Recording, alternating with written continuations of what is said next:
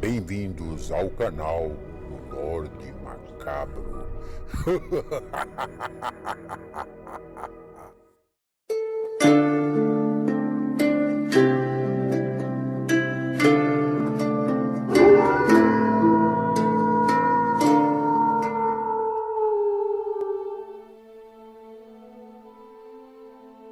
Olá, boa noite. Vamos para mais um relato no Lorde Macabro. Gostando do canal? Então inscrevam-se, ativem o sininho de notificações. Assim vocês receberão muito mais conteúdo. Gostaria de agradecer aos inscritos e aos não inscritos que compartilharam os nossos vídeos. Muito obrigado. Peço também para que continuem compartilhando. Dessa forma, estaremos postando muito mais conteúdo. Relato de hoje: o Menestrel e o Lobisomem. Muitas são as histórias contadas sobre essa fera que assolou a humanidade e ainda assola até hoje. Pessoas incrédulas nunca acreditaram nas histórias de um gigantesco lobo negro que matou muitas pessoas. A Idade Média pode nos mostrar que esse monstro existiu. Na Idade Média, onde muitos castelos se erguiam imponentes com suas gigantescas portas para humilhar a plebe e ostentar e proteger reis tiranos e assassinos da fúria de súditos com fome e sede. Um desses reis pagou um alto preço por sua arrogância, depois de mandar enforcar em praça pública os pais do pequeno Roy. Sim, pois esses reis usavam todos os seus poderes, herdados nobremente pelo sangue, para mandar enforcar ou decepar a cabeça de quem os desrespeitassem em praça pública. Roy tinha apenas 15 anos ainda, quando o maldoso rei enforcou Tana, sua mãe, e Sebastian, seu pai. E tudo isso porque o casal não cumpriu uma de suas obrigações dentro do suntuoso castelo, já que os dois eram lacaios do rei. Naquela manhã, em meio à multidão, o pequeno Roy derramou suas lágrimas em silêncio, pois o próprio tirano não sabia sequer da sua existência. Filho de criados não eram permitidos dentro dos corredores do suntuoso castelo. Isso era o que o tirano sempre praguejava em voz alta. Em vez de lágrimas, as pessoas ao redor de Roy batiam palmas, chamando seus pais de traidores do reino. Enquanto isso, o tirano vociferava: "Plebeus em meu castelo são proibidos, e se eu souber, enforco todos eles." Essas eram as palavras cuspidas com ferocidade por um rei truculento e cruel, e que ninguém jamais ousou desafiar. Roy sempre viveu por ali nos becos, envoltos de lama e ratos, esperando todas as noites sua mãe lhe trazer as sobras dos banquetes que o tirano fazia em seu castelo. Infelizmente, agora o pequeno plebeu não teria nem mesmo as sobras de comidas para comer, e isso lhe trouxe um desespero dentro de seu peito, juntos com a ira da vingança. As cenas do enforcamento de sua mãe e seu pai nunca saíram de sua mente, e durante muitos dias os corpos de seus pais ficaram expostos à frente do grande castelo para servir de exemplo. Lá eles permaneceram até apodrecerem. Esse foi o pagamento que seus pais ganharam depois de anos de servidão a um rei tirano. A ira em seu coração foi tanta que o pequeno Roy jurou se vingar de todos ali, inclusive aqueles que zombaram de seus pais e ainda os humilharam em praça pública. "Vou matar todos vocês e arrancar suas cabeças e a cabeça desse rei tirano. Eu juro pelos 7 infernos." Assim citou o pequeno Roy. Depois de todos esses acontecimentos, Roy se viu ali frágil e abandonado em meio a um mundo miserável de fome e medo, quando uma estranha mulher chegou próximo a ele e lhe perguntou se ele podia acompanhá-la. Logo, ele reconheceu aquela mulher, sim, a mesma que morava bem longe do castelo, a mesma que os nobres e os aldeões a chamavam de Sória, a bruxa. Roy não pensou nisso naquele momento. Tudo o que ele fez foi seguir aquela estranha mulher. Assim chegou na pequena cabana de Sória. Ele então percebeu que não era o único abandonado pelos maldosos homens. Na cabana de Sória, ele percebeu um pequeno instrumento musical, muito usado por menestréis da época. Sória então disse a ele: esse alaúde era de meu pai, que foi morto de forma cruel pelo mesmo rei que enforcou seus pais. Hoje vivo nessa cabana isolada e abandonada por esse maldito reino. Os homens leais àquele tirano abusaram do meu corpo e me torturaram assim que o meu pai foi morto. Quero a minha vingança tanto quanto você, meu jovem rapaz. Vou te ensinar a tocar esse instrumento e você vai ser o melhor menestrel desse reino. Depois disso, nos vingaremos de todos esses malditos. O jovem, então, se dedicou tanto que após tocar e tocar, foi aprendendo rapidamente. E assim nascia um novo menestrel.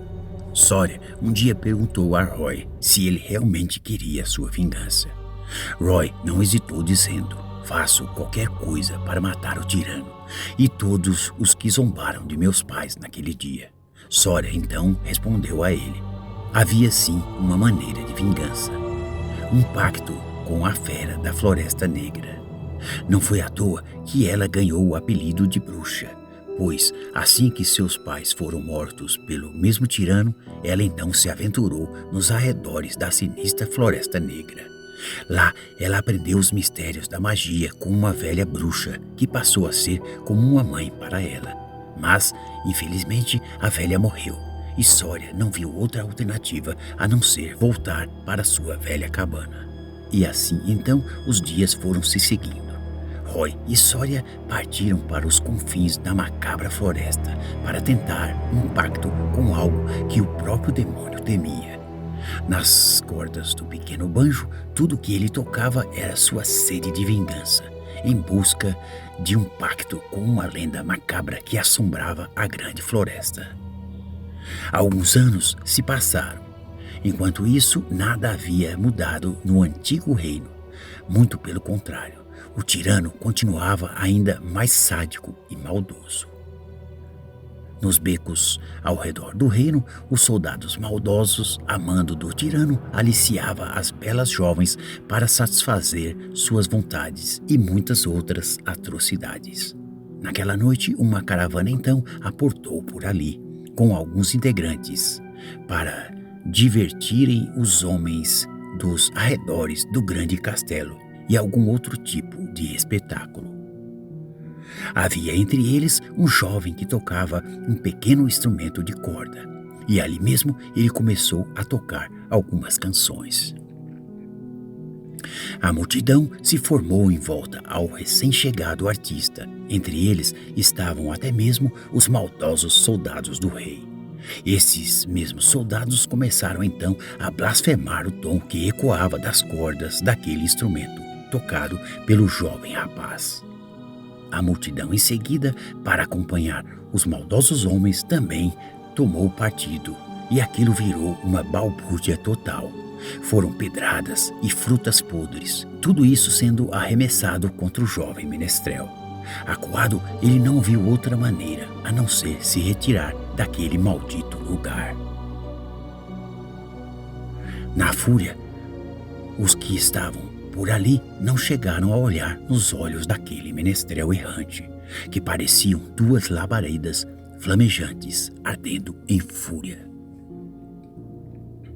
Depois de algumas horas, quando a lua apareceu no céu, mais viva do que nunca, enquanto meretrizes e bêbados ainda tragavam suas canecas com um bom hidromel, um uivo misterioso ecoou no meio da noite, penetrando nos tímpanos de todos ali. que por alguns segundos pararam de sorver seus goles e ficaram estáticos, como se fossem estátuas olhando entre si.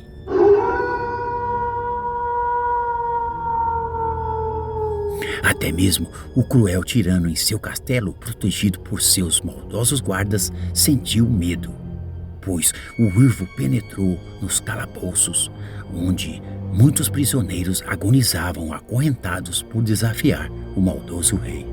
Naquela noite, a farra por todo o reino silenciou, de uma forma muito sinistra. Depois de incontáveis uivos, gritos de homens agonizando foram ouvidos. Em seguida, um silêncio mórbido pairou por todo o reino. Quando aquela macabra noite amanheceu, então todos ali ficaram boquiabertos com o que viram. Corpos de homens estraçalhados, com membros espalhados por todas as sarjetas. Sangue, muito sangue. Alguns até sentiram que uma ira pairou sobre o maldito reino, com uma chuva de sangue sobre suas cabeças. As noites seguintes ficaram mais perigosas, pois ninguém mais se aventurava em sair para não ser morto por um demônio negro que eles diziam ser a fera negra da floresta de Bascat. O tirano-rei então se viu refém de algo que toda noite matava seus leais súditos sem dó e nem piedade. Poucos foram os que se aventuravam nas noites, a não ser os guardas reais em busca do tal demônio, pois quem o viu não viveu para descrevê-lo. O medo de ficar por ali era tanto que os poucos súditos que sobraram abandonaram o maldito reino. Até mesmo os mais leais dos guardas reais resolveram abandonar o local com suas famílias, pois a maldição que caiu sobre o reino não pouparia ninguém. O maldoso rei então implorava para alguns guardas o protegerem, mas nem mesmo o ouro arrancado às custas de muito sangue de camponeses indefesos foi o suficiente para pagá-los. Depois de enterrar muitos mortos, o tirano rei Albert então prometeu uma grande festa dentro do enorme castelo. Em sua mente perversa ele pensou, um grande banquete talvez traria um ar de tranquilidade e paz novamente ao reino. Seria uma festa com mulheres e muita bebida, tudo bancado pelo reino, para distrair os seus leais súditos. Uma caravana então foi contratada, e nela também havia um menestrel para alegrar aquela noite e toda a realeza. Palhaços, bobos da corte e tudo se viu por ali. Quando a noite começou a cair, junto com uma lua esfuziante pairando sobre os céus do reino, o tirano então ordenou ao menestrel que tocasse o seu instrumento e o enaltecesse como um bom rei. Naquela noite todos observavam o menestrel. Os nobres, os soldados, enfim, só os mais abastados, aliados ao tirano assassino. O menestrel então começou a bater seus dedos nas cordas do instrumento com tanta força que seus dedos começaram a sangrar. Mesmo assim, ele continuou e continuou seguidamente, já num gesto de raiva e fúria, cuspindo palavras contra o rei tirano e todos que estavam por ali já bêbados, chocando suas canecas com muito vinho. O tirano então parou e estático ficou. E como ele, todos ali em sua volta de uma grande mesa forrada com muita comida. Em poucos minutos, enquanto a noite caía do lado de fora com uma lua cheia e tão bela, assustadoramente, de se observar. Dentro da grande sacada do castelo, enquanto isso, todos perceberam que as mãos do menestrel foi se transformando em grandes garras. E aos poucos, o instrumento do músico foi se estilhaçando como gravetos frágeis. Depois disso, aquele homem foi ganhando a forma de uma criatura abominável, pois pelos começaram a sair de seu corpo e grandes garras em sua boca. A macabra transformação foi tão rápida que até mesmo quando os guardas do tirano foram chamados, o demônio já havia matado muitos por ali. Em cima da grande mesa, em que o banquete era realizado, a fera urrava, olhando fixamente para o tirano. Então, o tirano percebeu que os dias do seu macabro reinado estavam chegando ao fim. Alguns soldados ainda se aventuravam, sacando suas espadas, bradando palavras como "protejam o rei". Mas a fera não se importou, e assim foi urrando e rasgando cada soldado, extirpando seus membros sem nenhum remorso. Do lado de fora do castelo, foram poucos os que se aventuraram em saber o que diabos acontecia por ali. No interior do castelo, um banquete continuava, formando uma trilha de sangue com vários corpos caídos e estraçalhados em cima de uma grande mesa, e por todos os lados, corpos e mais corpos decepados, triturados por um grande lobisomem negro. Enquanto isso, o tirano tentava escapar por um calabouço que só ele mesmo conhecia. Mesmo assim, o demônio negro saiu em seu encalço, pois agora não havia mais nenhum soldado para protegê-lo. Os que se aventuraram ficaram para trás, mortos como moscas. O tirano, desesperado, entrou na sala do trono e ali fechou a grande porta, que ele julgava ser uma fortaleza para eventos como esse. A fera se deparou com a grande porta, mas em poucos segundos ela a derrubou com suas mortíferas garras. Tudo o que se ouviu foram gritos de um rei tirano implorando por sua vida, como uma criança frágil. Quando ele fitou os olhos do monstro, por alguns segundos ele sentiu alguma coisa humana naquela besta. O monstro, num só golpe, decapitou o tirano. Na torre mais alta do castelo, o demônio subiu, levando em suas mãos a cabeça do tirano. Lá de cima, a fera uivou várias e várias vezes, numa sincronia macabra, depois de jogar a cabeça do rei para fora do castelo. Depois disso, o reino nunca mais foi o mesmo, se transformando num monte de pedras abandonado. E por ali, só os abutres se fartaram de tanta carniça. A fera nunca mais foi vista, mas a história do maldoso tirano se espalhou por todos os outros reinos. Essa foi a macabra vingança do menestrel e o lobisomem da Floresta Negra de Bascat. Boa noite.